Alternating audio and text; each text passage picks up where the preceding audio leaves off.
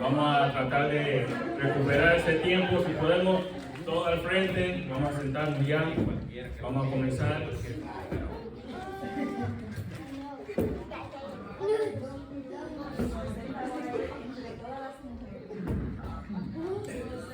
Si puede, el hermano Rigo, si nos puede comenzar en palabras de oración, por favor.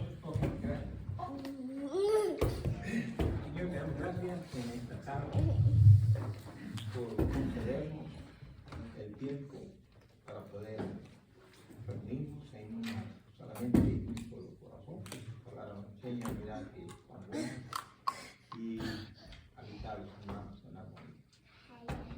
Señor, que tú bendigas a cada uno, sus corazones y sus pensamientos sean incluidos con tu palabra. Danos el discernimiento total para nosotros poder conocer y darte la gloria y la honra. Dícelos aquí presentes, igual que nos señalan nuestros hermanos de todas partes del mundo, y nos reúnen especialmente este día, primero de la semana. Y todo el propósito es de darte gracias por todo lo recibido, hermanos. Gracias una vez más y esperamos que en esta hora los cantos sean aceptables delante de tu presencia, al igual que la palabra sea enseñada conforme a tu voluntad. Dándote gracias una vez más, en el nombre de Jesús, Salvador. Amén. Amén. Vamos a entonar el primer himno que tenemos entre 140, Los Ángeles de Dios, de himnos y cánticos, 340. Yo creo que el hermano Walter se lo sabe, si nos puede ayudar con la segunda voz de ese himno.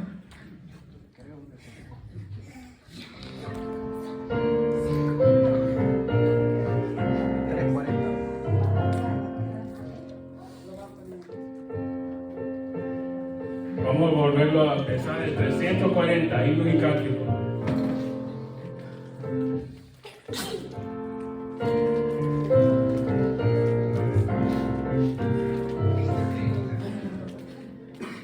Los ángeles de Dios tributan su dolor con corazón y voz a Cristo el Redentor, y nuestro empeño no será que suene el eco más allá, suene el eco,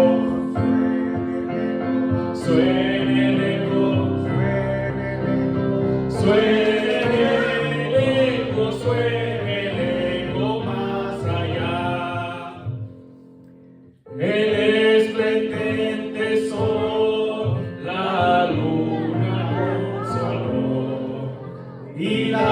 Estrellas son testigos de su amor, pues cuanto más su pueblo hará que suene el eco más allá, suene el eco,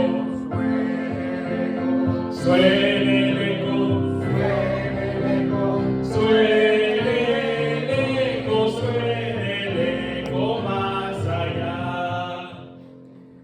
El fuego, viento y mar, los cambios de sazón, su testimonio da al fuerte Creador, y a él la iglesia cantará que suene el eco más allá, suene el eco, suene el eco, suene el eco.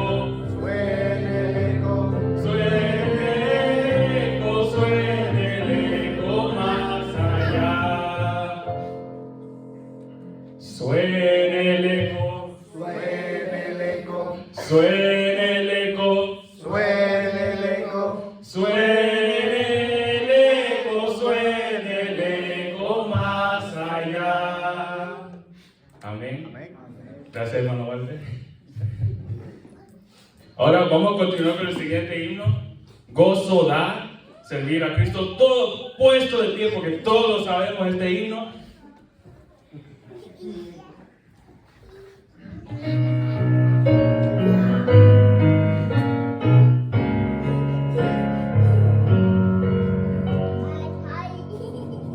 Gozo da servir a Cristo en la vida diaria aquí. Gozo y grande alegría siempre Él me da a mí. Gozo hay sí en servir a Cristo, gozo en el corazón. Cada día el poder me ayuda a vencer y da gozo, gozo en el corazón. Gozo da servir a Cristo, gozo que triunfante está. Oh tristeza, Cristo en todo vence ya. Gozo hay sí en servir a Cristo, gozo en el corazón. Cada día Él da poder, me ayuda a vencer y da gozo, gozo en el corazón.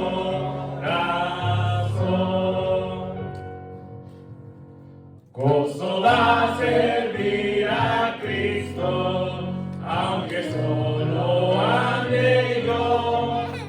El gozo permanente que el Calvario nos logró. Gozo hay sí en servir a Cristo, gozo en el corazón.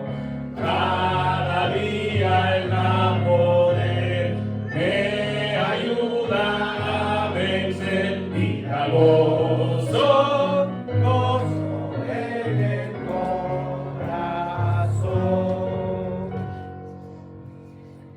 Gozo da servir a Cristo, gozo en la oscuridad, porque tengo el secreto de la luz y la verdad.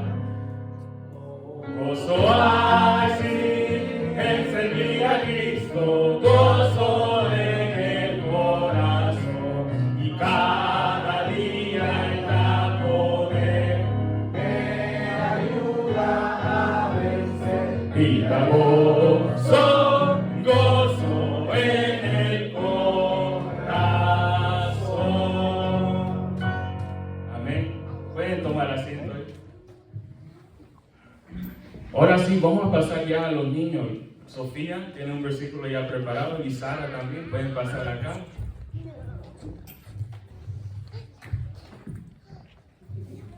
Vivimos por fe, no por vista.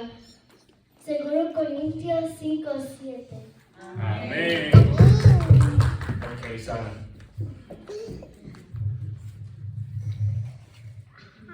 Y Jesús lloró.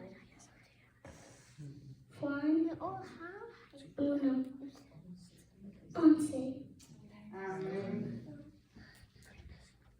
Las 5. Amén. Ok, viene Chris y Obed. ¿Quién va primero? Obed, Chris. Ok. Jesús lloró.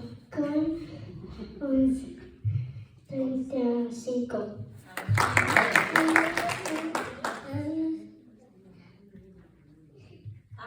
Amén, ok, amén. ¿Alguien más? José.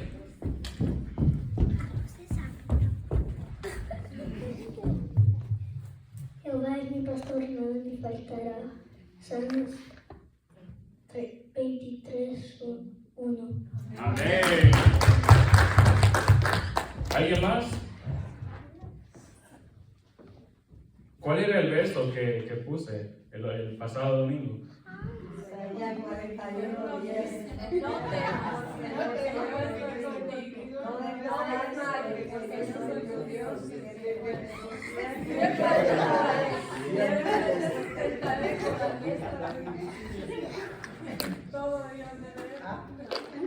Amén. Ok. Vamos a practicar uno que está acá entonces. El Juan 14:6. ¿Está bien? ¿Amén? Ok. Juan 14:6.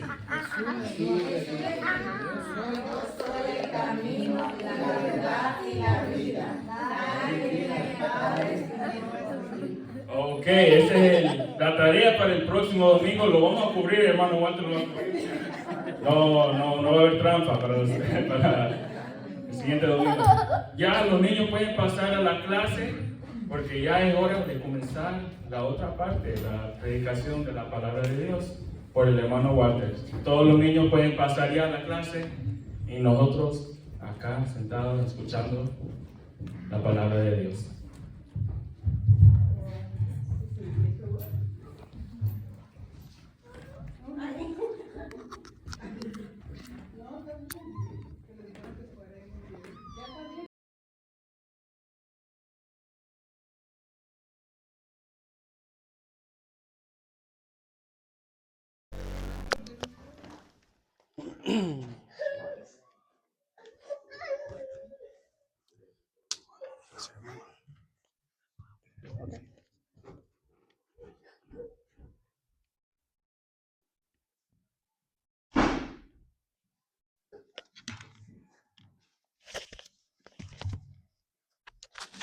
Bueno, buenas tardes, hermanos y hermanas, que el Señor les bendiga grandemente. Damos gracias al Señor por una nueva oportunidad que Él nos concede de abrir las Escrituras.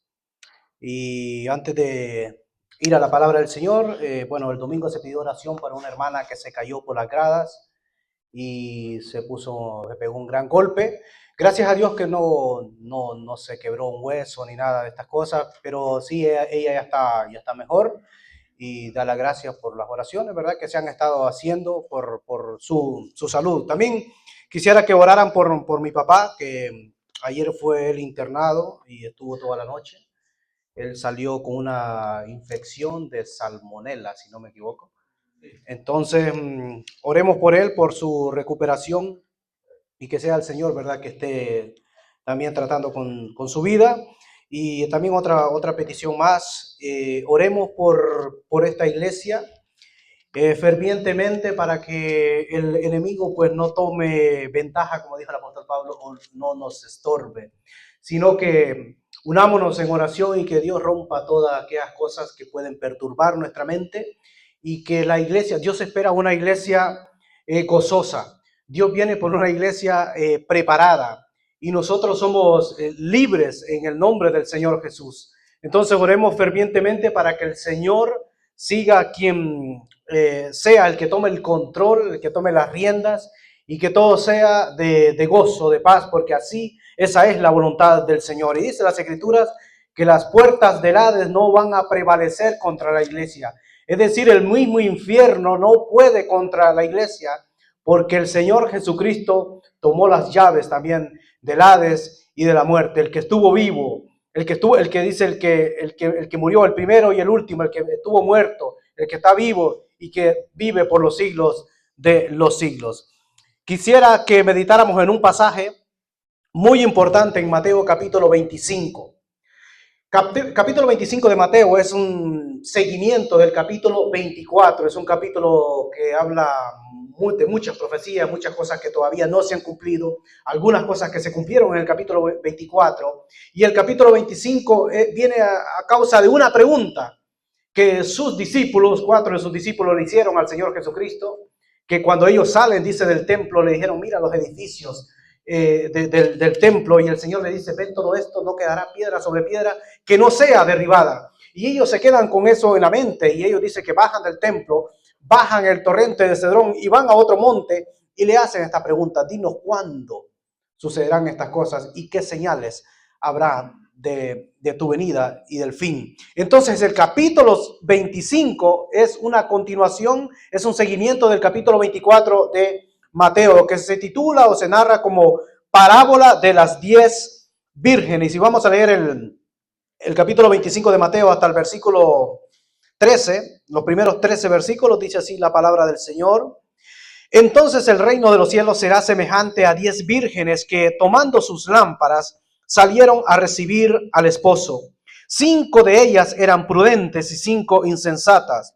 Las insensatas, tomando sus lámparas, no tomaron consigo aceite, mas las prudentes tomaron aceite en sus vasijas juntamente con sus lámparas.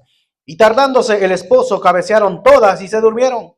Y a la medianoche se oyó un clamor: aquí viene el esposo, salid a recibirle.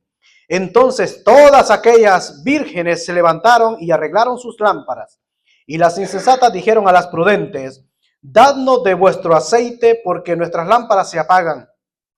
Mas las prudentes respondieron diciendo: para que no nos falte a nosotras y a vosotras, id más bien a los que venden y comprad para vosotras mismas. Pero mientras ellas iban a comprar, vino el esposo, y las que estaban preparadas entraron con él a las bodas y se cerró la puerta. Después vinieron también las otras vírgenes diciendo: Señor, Señor, ábrenos. Mas él respondiendo dijo: de cierto os digo que no os conozco. Dios y Padre que estás en gloria, estamos delante de su presencia en esta hora y queremos, Señor, que tú prepares nuestra mente, nuestro corazón, y las palabras, Señor, que este siervo, Señor, inútil, va a hablar, que sean palabras de edificación para la iglesia, Señor. Háblanos, Señor, al corazón y permita, Señor, que podamos salir edificados en esta tarde, en el nombre de Jesús. Amén.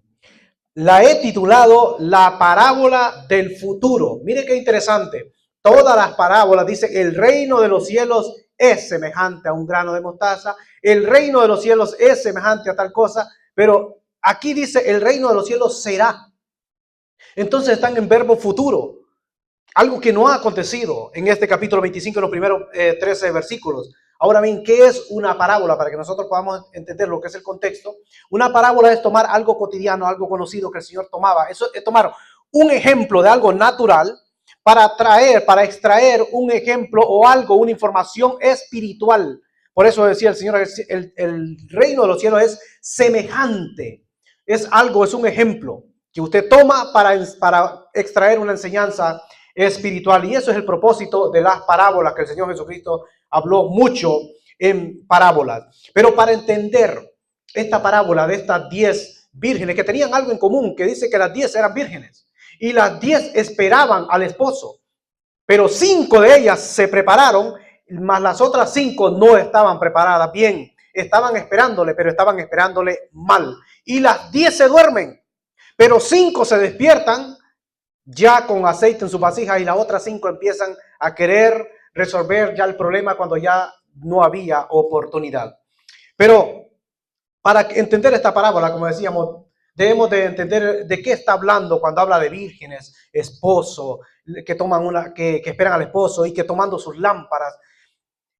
Para entender la parábola tenemos que ir a otra parte de la Biblia. Y hay un versículo en 2 de Corintios, capítulo 11, verso 2, que dice el apóstol Pablo a la iglesia de Corintios, le dice: os celo con celo de Dios, porque os he desposado, dice, con un solo esposo, para presentaros como una virgen pura a Cristo. Es decir, Pablo corre la cortina y dice que Cristo es el esposo y el pueblo de Dios que está esperando, su pueblo es, o en este caso serían las vírgenes o la virgen.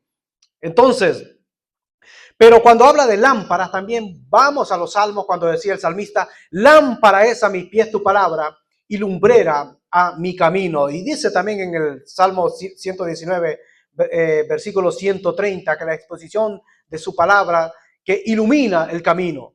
Dice: la exposición de tus palabras alumbran y hacen entender al simple. Es decir, cuando hablamos acá de esposo, se está refiriendo al Señor. Vírgenes se está refiriendo de un pueblo que le está esperando. Y lámpara, que toman sus lámparas, se está refiriendo a la mismísima palabra del Señor. Por eso el Señor Jesucristo les dijo a los fariseos que estaban ahí: escudriñad las escrituras, porque ellas son las que dan testimonio de mí. A vosotros os parece que ahí está la salvación, porque ellas son las que dan testimonio de mí. Es decir, sigan escudriñando las escrituras. Pero en el verso 2 dice: 5 de ellas eran prudentes y 5 insensatas. 5 prudentes y 5 insensatas. ¿Por qué 5 y 5? Es decir, la mitad eran prudentes y la mitad insensata. Se fijan que las prudentes dice que toman aceite en sus vasijas, mas las insensatas no. Es decir, está hablando del creyente, aquel que tiene el aceite, que es el Espíritu Santo, y aquel que parece ser creyente, pero en el fondo el Señor sabe quién es y quién no es. Solo el Señor puede juzgar. Nosotros no podemos decir tú eres cristiano o tú no eres cristiano. Solamente el Señor es el que juzga. Y el Señor sabe quién es cristiano y quién tiene el título de creyente. El Señor sabe, dice, deja crecer a veces el trigo y la cizaña. Y dice, déjenlo que crezcan juntos. Pero Él sabe, algo que se parece, pero Él sabe quién es el trigo y quién es la cizaña. Y un versículo también lo menciona mucho el hermano Samuel, que dice, por sus frutos los conoceréis. Y uno puede entender por el fruto que da la persona, uno puede notar que el fruto que da como que no es de creyente. Pero Dios es el que juzga. Nosotros no podemos juzgar a nadie, como dije, pero Dios es el que juzga. Pero por su fruto, dice las Escrituras, lo conoceréis. Entonces, para saber en qué grupo estoy, a qué grupo pertenezco, al grupo de las prudentes o al grupo de las insensatas, tenemos que ir a otra parte de la Biblia. Mateo capítulo 7, verso 24 al 27, lo va a poner el hermano. Y ahí determina qué significa una persona, o sea, cómo yo me considero, si soy prudente o soy insensato. Mire qué dice. Cualquiera pues que me oye estas palabras y las hace, le compararé a un hombre prudente que edificó su casa sobre la roca.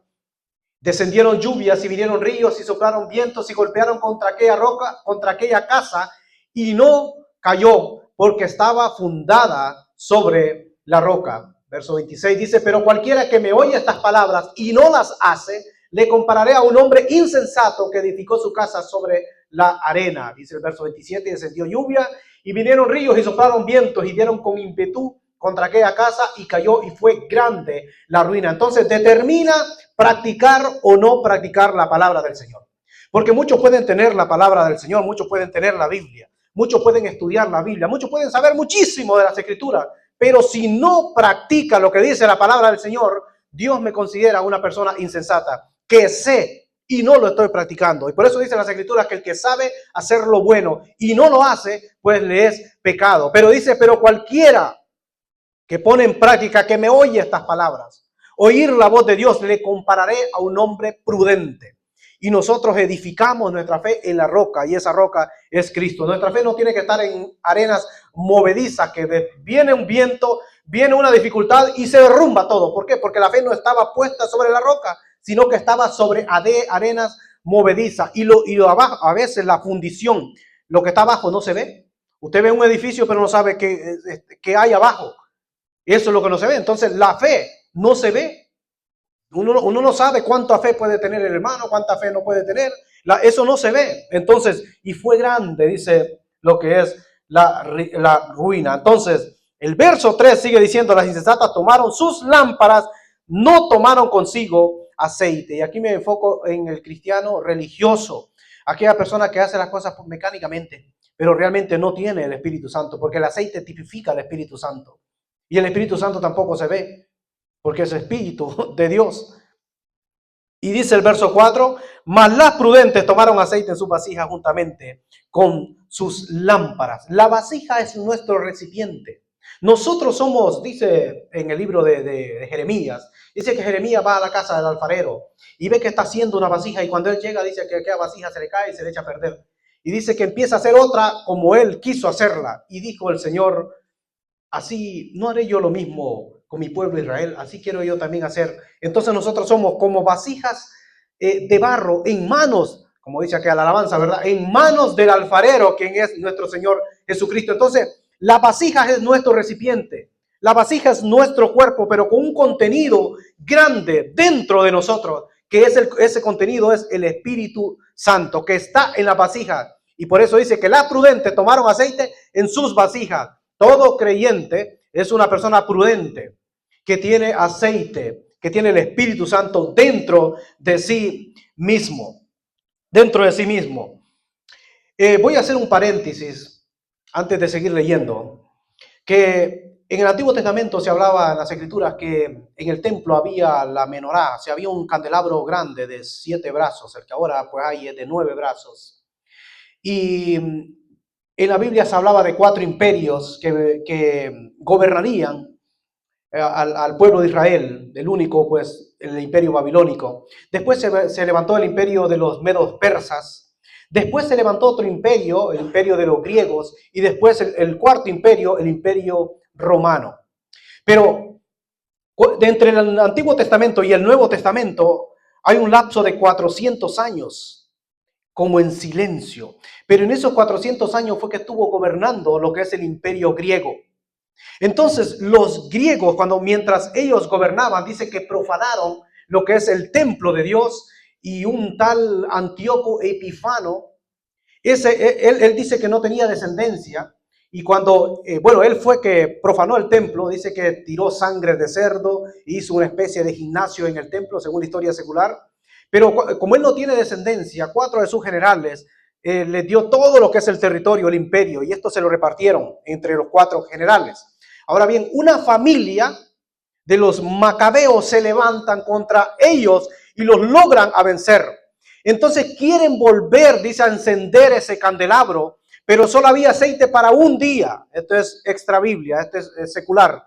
Entonces dice que ellos oraron y Dios pues multiplicó el aceite y ellos lograron a encenderla, ese candelabro, por 8 días. Y por eso usted ve que los judíos celebran la famosa Hanukkah, la fiesta de las luces, celebrando que Dios multiplicó el aceite. Pero bien, se anunciaba de estos 4 imperios, pero vamos a ver.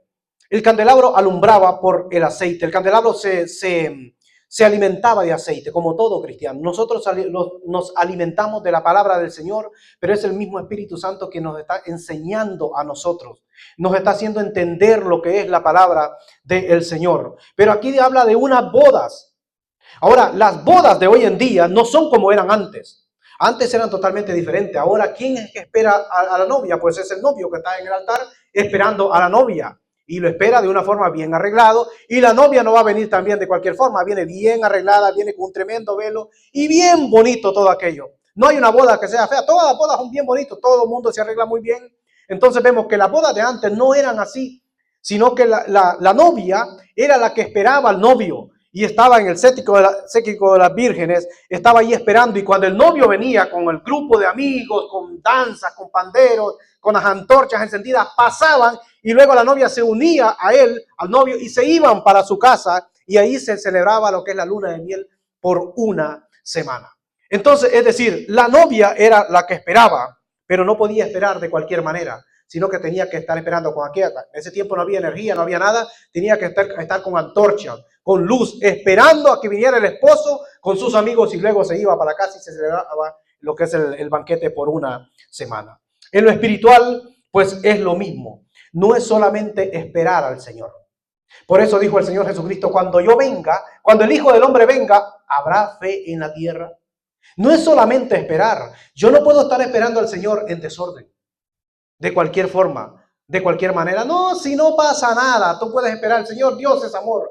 No podemos esperar al Señor de cualquier forma. Y el problema de estas insensatas era que lo estaban esperando, pero lo estaban esperando mal, porque no tomaron aceite en sus vasijas. Y Cristo viene a buscar una iglesia gozosa, una iglesia que esté en victoria, una iglesia, dice, como él mismo lo dijo, sin mancha y sin arruga. Y nosotros, de la única manera que no podemos tener mancha, nadie es perfecto acá, somos seres imperfectos, que Dios nos va ayudando día tras día, y vamos a llegar en aquel día, cuando estemos en la presencia del Señor con un cuerpo incorruptible, ahí es cuando seremos perfectos. Pero mientras estemos en esta tierra, nos vamos a equivocar, pero tenemos al Señor Jesucristo como nuestro abogado que está intercediendo por cada uno de nosotros. Entonces el Señor viene a buscar una iglesia gozosa. En lo natural, ¿cómo llega la novia? Como dije, la novia llega bien vestida. La novia llega bien arreglada y el novio está esperando. Bueno, cuando yo me casé, yo estaba esperando, estaba enfrente y y cuando hay como un silencio y siempre pasa lo mismo, como que la novia se tarda un poquito más de lo que uno piensa y ya se pone a pensar y se pone un poco nervioso el novio, y cuando viene la novia es cuando siente aquel bálsamo, cuando siente aquel alivio y dice, bueno, ya, ahora sí. Entonces en lo espiritual es así, hermanos. Debemos nosotros estar gozosos que el novio va a venir, que el esposo va a venir. Él dijo que iba a venir a recoger a su pueblo.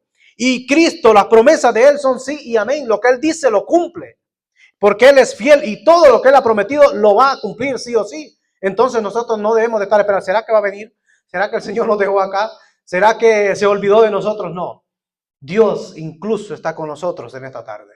Aunque seamos pocos o seamos muchos, Dios está donde hay un corazón contrito y humillado, donde se invoca el nombre del Señor. Y el problema, como dije, de estas vírgenes insensatas que lo estaban esperando, pero lo estaban esperando mal. Imagínense que el esposo, que el novio esté esperando a la novia y esté con ropa de trabajo, todo desbaratado, como dice, todo sucio, todo así. Y sale la novia bien arreglada y dice, con aquel me voy a casar. El novio siempre también está bien vestido. Y eso es lo que quiere nuestro Señor. Entonces no se puede esperar al Señor Jesucristo también de cualquier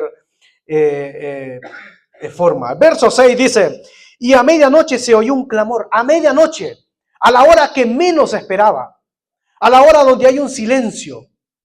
Donde todo el mundo, casi la mayoría de las personas están durmiendo. Dice, a medianoche se oyó un clamor. ¿Y cuál fue ese clamor? Aquí viene el esposo, salid a recibirle. Aquí viene el esposo, salid a recibirle. Mire que todas escucharon el clamor. Todas escucharon y todas se levantaron. ¿Y por qué 5 entraron y otras 5 no? Entonces yo meditaba en esto. El clamor se viene dando desde hace mucho tiempo. Se viene anunciando lo que es el Evangelio. ¿Y cuántas veces se ha predicado que viene de la venida del Señor Jesucristo? Ese clamor ellas lo escucharon. ¿Cuántas veces dice las Escrituras en Mateo capítulo 24, verso 14? Ahí mismo le damos una página atrás.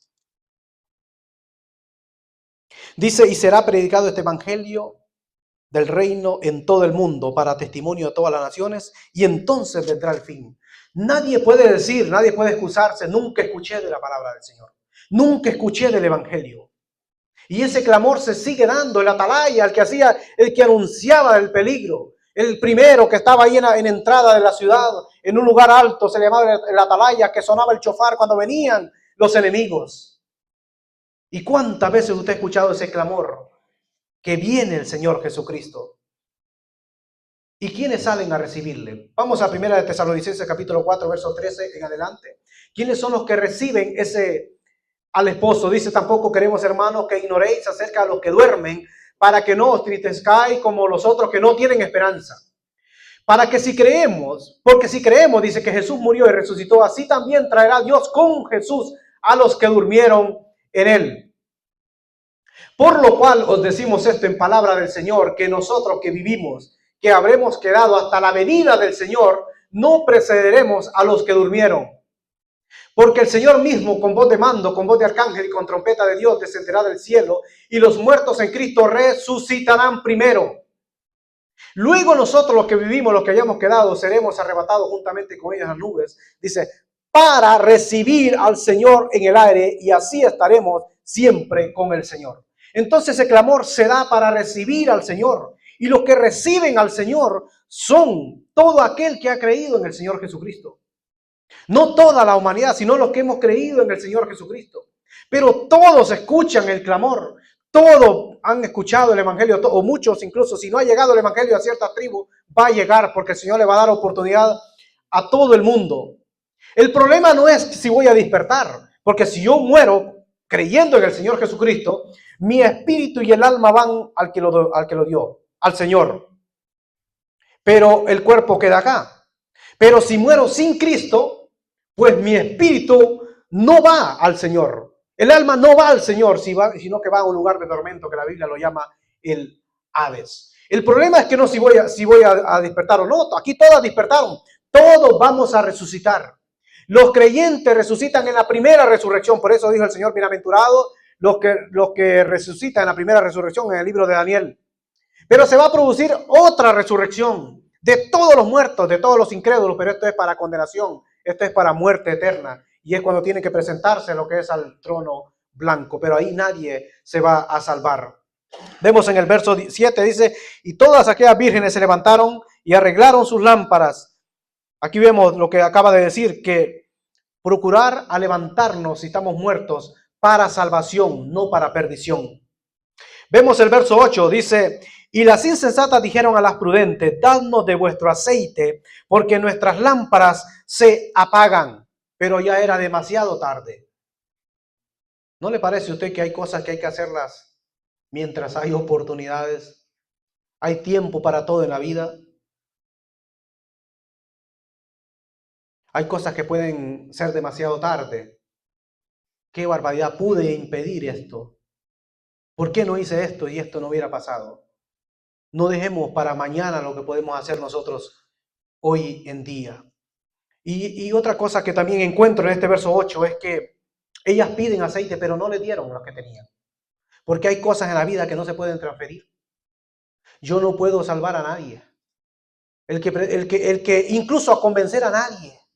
Porque el que convence de pecado, de justicia y de juicio es el mismísimo Espíritu Santo. Yo no puedo salvar ni a mis propios hijos. A nadie. Yo no puedo vivir de la comunión que tiene el hermano con Dios. Sino que yo tengo que aprender a desarrollar mi propia comunión con Dios. Yo no puedo vivir de la fe de mi hermano con Dios, sino que yo tengo que tener mi propia fe y fortalecerla. Es decir, dependemos totalmente de Dios. La relación es totalmente personal. Ellas pidieron, pero no le dieron, porque hay cosas que no se pueden transferir. Yo sé que a un padre y una madre desearan que sus hijos estuvieran en el camino recto. Pero yo digo una cosa, hay cosas que a nosotros se nos van de las manos. Todos tenemos familiares, yo tengo familiares que todavía no son creyentes, que se han desviado y no quieren saber nada, incluso uno de las cosas de Dios. Y eso duele porque uno quiere que estén en el camino correcto. Y uno predica la palabra, pero he llegado a una conclusión que uno no puede convencer primeramente a nadie. Otra cosa, que solamente queda orar. Y quien hace la obra es el Señor. Incluso grandes hombres de Dios en la Biblia, por ejemplo David. A David sus hijos no lo mataron por la misericordia de Dios. Dice en una ocasión que Absalón quería matarlo y dice que David salió corriendo descalzo del palacio porque lo querían matar. A sus propios hijos querían matar a David. ¿Y quién era David? Pues el hombre que escribió más salmos a Dios. Entonces la relación depende totalmente de Dios. Sé que un padre, una madre quisiera que todo el mundo, que todos sus familiares que vinieran a los pies del Señor.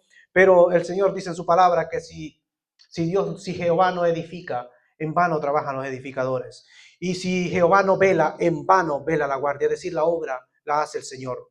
Y nos queda a nosotros solamente orar. Porque hay cosas que se nos van de las manos. No podemos convencer, porque es el Espíritu Santo que convence. No podemos transferir y darle salvación. Tampoco podemos.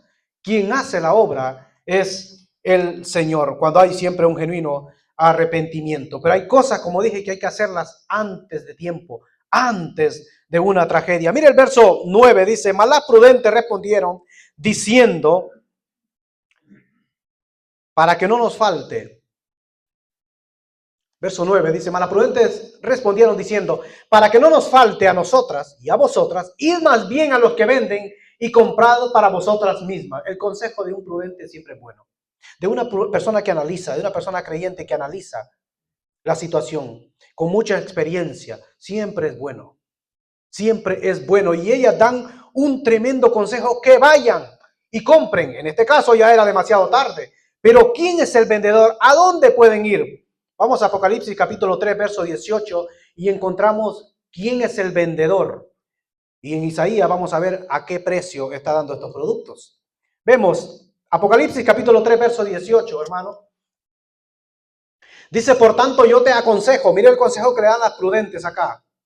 Es consejo, una persona prudente, un cristiano que está dando el consejo a aquella persona que todavía no ha venido a los pies de Cristo. Por tanto yo te aconsejo que de mí compres, dice el Señor, oro refinado en fuego, una cosa. Segundo, para que seas rico. Bueno, el oro refinado en fuego para que seas rico.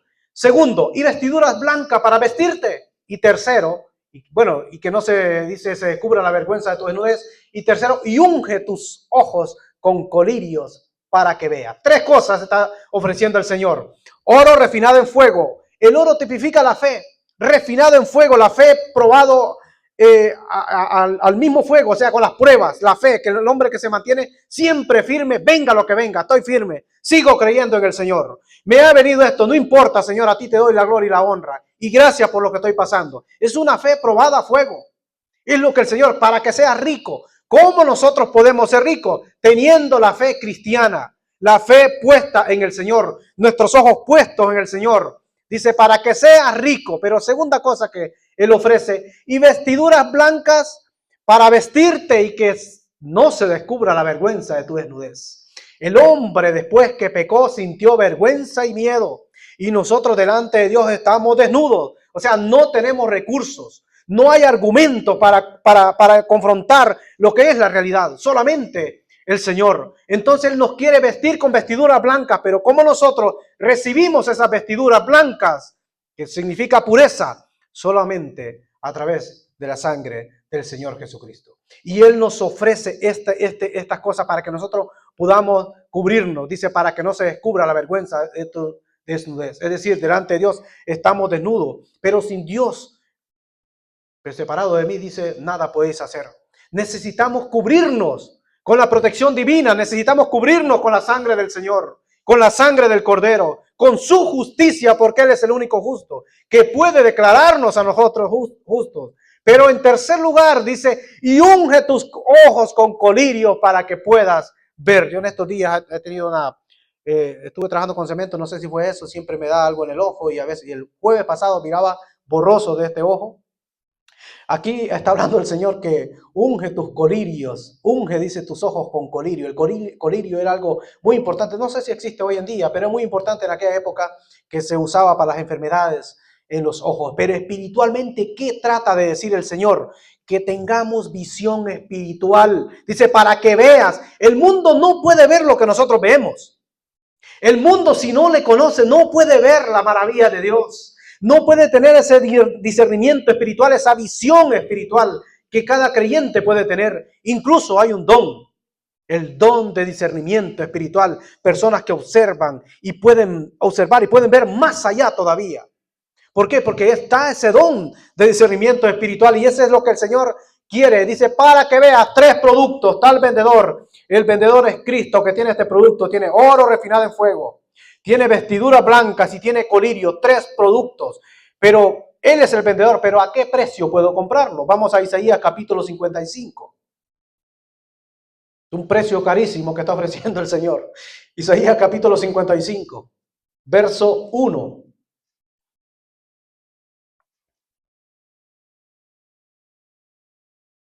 Dice así, a todos los sedientos. Venid a las aguas y los que no tienen dinero, venid, comprad y comed. Pero si no tengo dinero, ¿cómo voy a comprar? No, Él dice, venid, comprad y comed. Venid, comprad y comed. Venid, dice, comprad sin dinero y sin precio vino y leche. ¿Cómo nosotros vamos a comprar la salvación? Es algo que no podemos comprarla. Pero dice, venid y comprar sin dinero. Porque la salvación no se compra. Hubo un mago en la época en el libro de los Hechos, un tal Simón, dice que él quería hacer negocio. Veían que los discípulos hacían tremendos, auténticos milagros que hacía Dios a través de los discípulos y ponían sus manos y sanaban muchos enfermos. Con un pañuelo del apóstol Pablo se sanaban muchos enfermos y pasaba todo esto. Entonces uno que hacía magia dice, no, quiero esto. Y dice que le ofreció dinero a los discípulos. Porque él también quería ese poder, incluso hasta lo bautizaron, pero no era nada. Él quería hacer lo mismo por dinero. Pero dice aquí, sin dinero, no se puede comprar la salvación. Que si tú no das el diezmo, estás bajo maldición. ¿Dónde dice eso la Biblia? El Señor no le pide dinero, el Señor no le pide diezmo ni nada. Sino que el Señor lo que le pide es su corazón. Ahora las ofrendas, pues algo que nace del corazón de uno, que quiere dar eso para el Señor. Pero es algo que tiene que salir de su corazón. No tengo, bueno, no se sienta mal si no tiene. Pero no se puede vender, no se puede comprar, no se puede hacer negocios aprovechándose de las ovejas y exprimiendo las ovejas y al final de cuentas los que prosperan siempre son los mismos, los que están enfrente. Pero el Señor no quiere dinero. Dice, Él ofrece la salvación gratuitamente porque el Cordero de Dios fue quien pagó el precio que nosotros nunca podíamos pagarlo. Pero vemos el verso 10, volvemos a la parábola. En el verso 10 dice, pero mientras ellas iban a comprar, vino el esposo y las que estaban preparadas entraron con él a las bodas. y se cerró la puerta. Verso 11, después vinieron también las otras vírgenes diciendo, Señor, Señor, ábranos. En el verso 12 dice, mas él respondiendo dijo, de cierto os digo que no os conozco. La sentencia fue terrible. No os conozco. No sé quiénes son ustedes. Dicen las Escrituras que en aquel tiempo, en aquel día dirán, Señor, Señor, en tu nombre echamos fuera demonios. En tu nombre oramos por los enfermos y fueron sanados. Y el Señor les dirá lo mismo. No los conozco. Y usa una palabra fuerte. Dice malditos al castigo eterno. Entonces hay personas que hay milagros que se pueden ver, pero no vienen de Dios. Yo conozco un Dios poderoso que hace milagros. No solamente los hacía en el Antiguo Testamento, no solamente en el tiempo de los apóstoles, sino que hoy en día el Señor puede hacer un auténtico milagro. Pero eso depende de mi fe. Si yo pongo toda mi confianza, toda la fe en el Señor, yo creo que el Señor, su poder, su brazo no se ha cortado, su poder no ha menguado, sigue siendo el mismo. Ayer, hoy y por los siglos, lo que ha menguado a veces es la fe. Y por eso no podemos ver lo que es la gloria de Dios. La lámpara sin aceite no tiene vida. La persona sin Cristo pues está espiritualmente muerto. Eso nos dice la palabra del Señor. ¿Cómo yo puedo tener vida? ¿Cómo la lámpara puede tener vida con aceite si no se apaga? El Señor quiere que también nosotros los cristianos nos estemos renovando día tras día nuestros pensamientos. Un renuevo espiritual, que a veces cuando la fe mengua, nosotros apagamos al Espíritu. Dice las Escrituras, no apaguéis al Espíritu. Es cuando nosotros tenemos que buscar más del Señor. El aceite, como dije, tipifica lo que es el Espíritu Santo. El Espíritu Santo que moró en la persona del Señor Jesucristo. Romanos 8:11 nos dice un texto precioso, nos dice la obra del Espíritu Santo, lo que va a hacer si nosotros partimos a la presencia del Señor, si el Señor no ha venido, si el Espíritu de aquel que levantó, dice, los muertos a Jesús, mora en vosotros, mora en todo creyente, y el que levantó de los muertos a Cristo Jesús, vivificará también vuestros cuerpos mortales por el Espíritu que mora en vosotros. Es decir, si nosotros morimos, vamos a la presencia del Señor, el alma y el Espíritu van al Padre, a quien lo dio. Pero cuando venga el Señor Jesucristo por su iglesia, dice que los muertos en Cristo van a resucitar primero. Dios tiene un poder que solamente da una orden y se hace aquello. Entonces van a resucitar, o vamos a resucitar todos los creyentes por el Espíritu que Él mismo nos ha dado, que es el Espíritu Santo. Pero Lucas 12:35 también nos dice que debemos de prepararnos. Y debemos de mantener la lámpara encendida, es decir, escudriñar la palabra del Señor, porque la lámpara es la palabra del Señor. Las vasijas es nuestro recipiente. El aceite es el Espíritu Santo. El esposo es Cristo. Las vírgenes es la iglesia, es el pueblo de Dios. Dice, estén ceñidos vuestros lomos y vuestras lámparas encendidas. Es decir, una vida activa en el Señor. Es decir, estar preparados. Por eso termina el verso 13 diciendo, velad pues, porque no sabéis el día ni la hora en que el Hijo del Hombre ha de venir. ¿Alguien sabe cuándo va a venir el Señor Jesucristo? Nadie lo sabe. Nadie lo sabe. Pero Él nos dice, velad. O sea, prepárense, estén preparados, estén con la lámpara encendida. O sea, lean la palabra del Señor. Estén activos. Sin importar la prueba, sin importar lo que usted esté pasando. Nos dice que debemos de estar, en otras palabras, listos para recibir al esposo. ¿Por qué? Porque las 10 se durmieron. Dice las Escrituras, levántate tú que duermes y te alumbrará Cristo. Es decir, a veces el Señor no viene por una iglesia que esté dormida. No podemos estar dormidos espiritualmente, sin importar el problema que estemos pasando.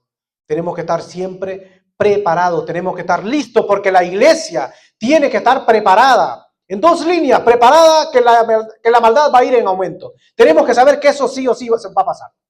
Pero nosotros, y que el anticristo se va a manifestar, pero nosotros no esperamos al anticristo. Nosotros esperamos al esposo, que es nuestro Señor Jesucristo. Todo mundo tiene que prepararse. Cuando nosotros vamos a un lugar, nos preparamos, nos cambiamos. Vamos a viajar, nos preparamos, compramos el ticket, el pasaje, nos preparamos con dinero, porque usted si no va a ningún lado si no es dinero. Todo es dinero. Siempre hay una preparación previo a lo que viene. Noé se preparó, Noé sabía que Dios iba a mandar el diluvio, pero él lo que hizo fue que se preparó. Y la iglesia debe de estar, como dije, preparada, porque el esposo está a la puerta. Y la sentencia fue terrible que le dio a estas 5 insensatas. Entonces, querido hermano, yo le animo a seguir siempre adelante en las cosas del Señor. Ocupado, dice, de nuestra salvación con temor y temblor. No sea que nos deslicemos. Es decir, mantengámonos activos en los caminos del Señor. Y con nuestra lámpara, con la palabra del Señor encendida. Y si usted ha escuchado la palabra del Señor, pero no la ha puesto en práctica, yo le animo que compre aceite, que el vendedor es Cristo. Y la salvación se la da gratis porque Él pagó ese precio.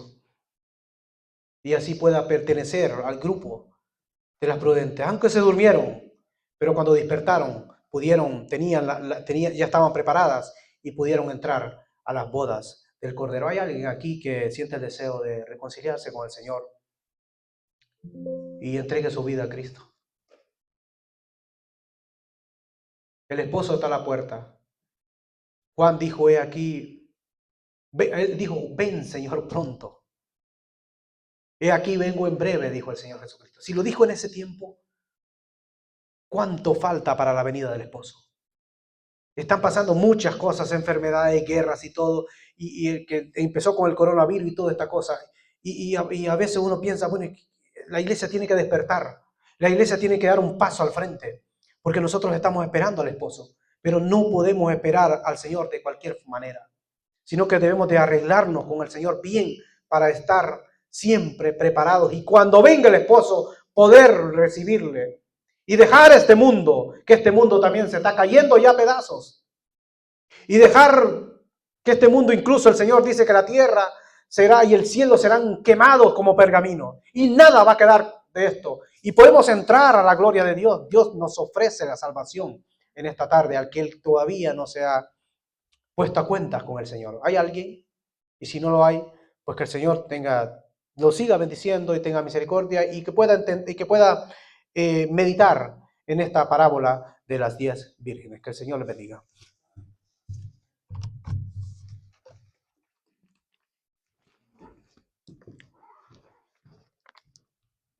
Amén. De pie, vamos a entonar el último himno, el número 4. A tu puerta Cristo está, ábrele.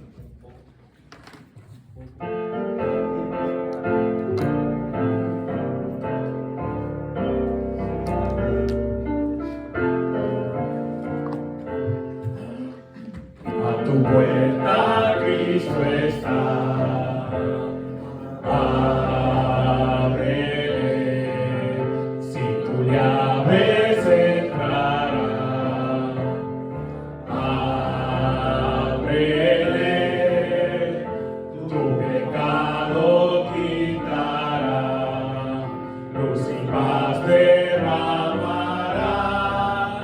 y alegre te sea. Ábrele.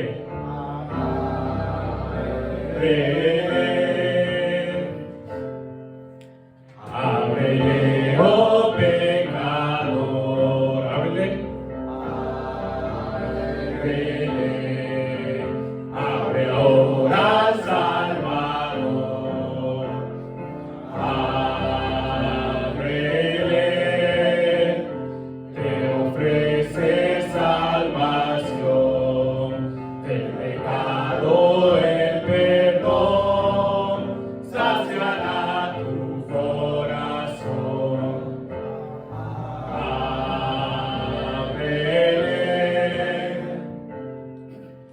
Oh, no le hagas esperar. Ábrele. Ábrele. Tal vez pronto marchará. Ábrele.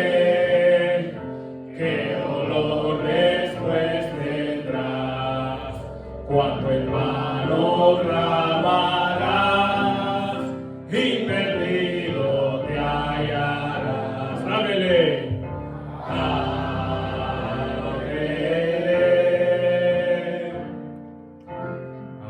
Pueden tomar asiento.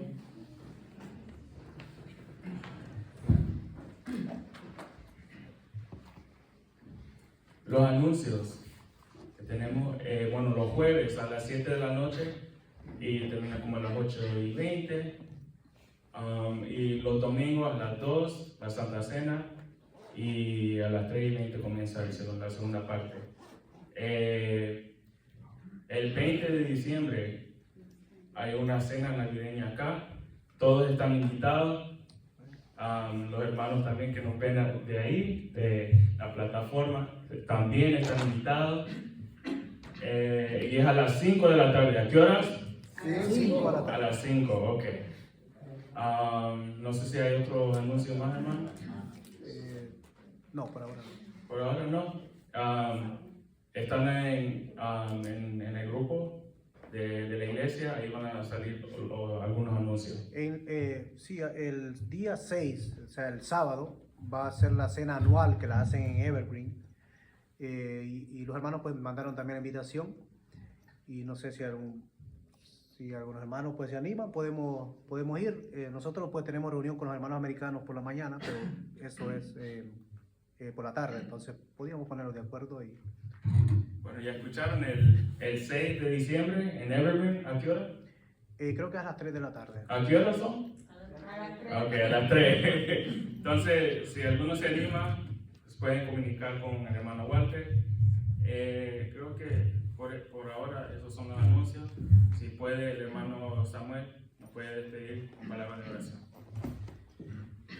Yo le voy a pedir a los hermanos que en sus oraciones privadas, en su casa, la familia mía que vinieron de Pensilvania a pasar el día de regocijo, las dos se enfermaron. Mi hermana se enfermó, pero mi hija de crianza hubo que llevarla a emergencia y de una vez tuvieron que operarla de la vesícula. Ellos se fueron hoy para Pensilvania. Yo les pido que en sus oraciones privadas oren por la recuperación de ella, porque estamos... ¿Cómo se llama la muchacha? Yanaira. Yanaira.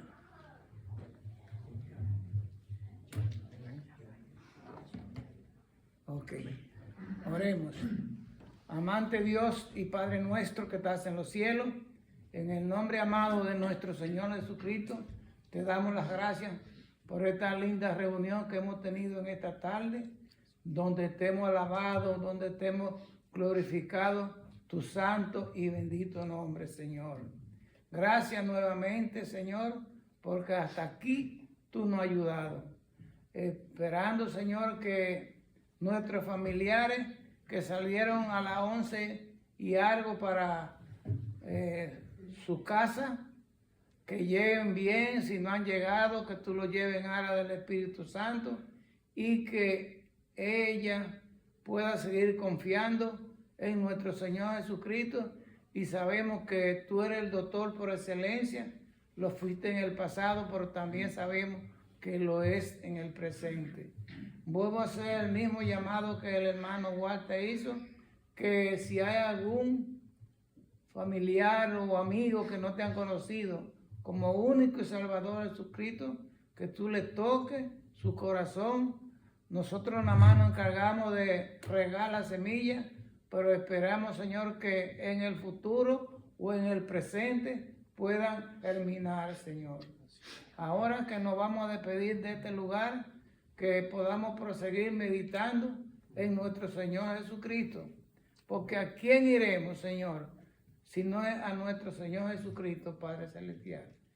Que tú nos sigas bendiciendo y que podamos proseguir amándote y glorificando tu santo y bendito nombre. Bendice a los enfermos que están en esta congregación, en especial a la hermana Neomara, no lo puedo pronunciar bien su nombre, pero tú sabes por quién oro. Y por lo demás, enfermos, Señor. Así que te pedimos esta cosa en el nombre de nuestro Señor Jesucristo. Amén. Amén. No, Neumara, Neumara. No, Estamos hermano. despedidos. El Señor le bendiga.